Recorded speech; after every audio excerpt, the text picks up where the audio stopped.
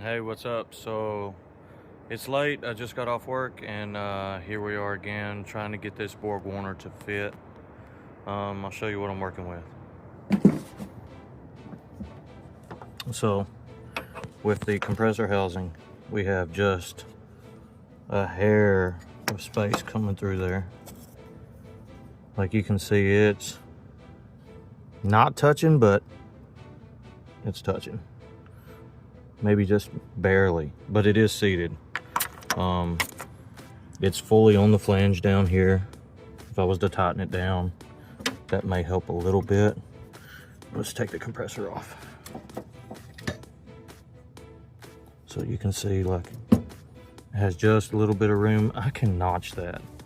That's not, we'll zoom in. That's not an extreme amount. If I have to, flashlight don't want to focus on this. Let's see if we can get the camera to focus. Like that is barely hitting. Now, I'll zoom back out. So, here's my compressor housing. Now, ideally, I would want it up in some form. So that's not going to work because it won't even slide on. Now, going by some pictures people had online, they had it upside down. Now, upside down, we can get it on there. It's not hitting at the back. I know it's hard to see with the camera. Let's see if we can zoom in. It's not hitting back here. It's like paper thin. So you can see there's a gap between the intake manifold. Then it's hitting. So, if possible, I could clock it like that, and then we're hitting here. Now, I'm not opposed to hitting this frame with a BF hammer, but if that will work, because that is on there, maybe just a hair off because it won't seat because it's hitting, but that is on there. The problem we have is when I come around to the front, so then it angles my compressor housing down. So I would need some kind of sharp ass fuck elbow, and then it would have to somehow connect to this intercooler piping here, which we could always cut this off and get somebody to just go down. So I don't think that would be that big of a deal, but ideally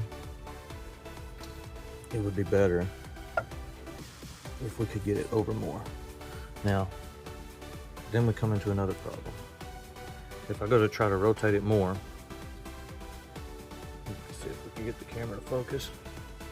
If I try to rotate it more, it comes in contact with my OMP. So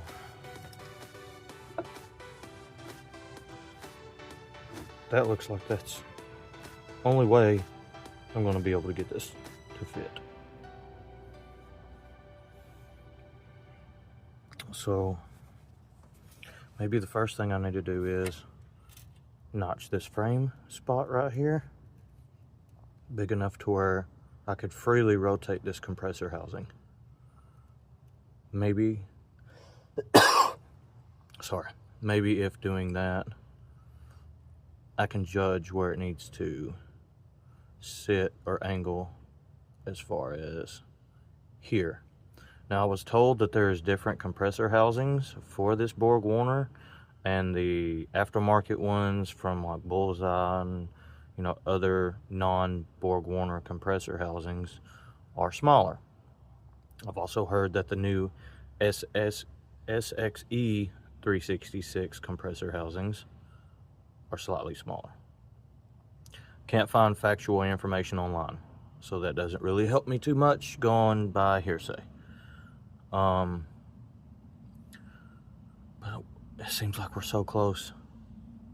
Obviously, if I do notch the back section where the turbine is, then that might give me just a little bit in the front as well.